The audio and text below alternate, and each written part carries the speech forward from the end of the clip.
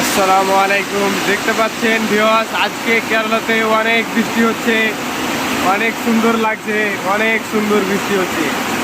এই যে আমরা কফি শপে বসেছিলাম, এই সময় ঠিক বৃষ্টি শুরু হয়ে গেল। অনেক সুন্দর দৃশ্য, মাশাআল্লাহ। এই যে ফ্ল্যাট, এই যে বসার জায়গা সব কফি শপে।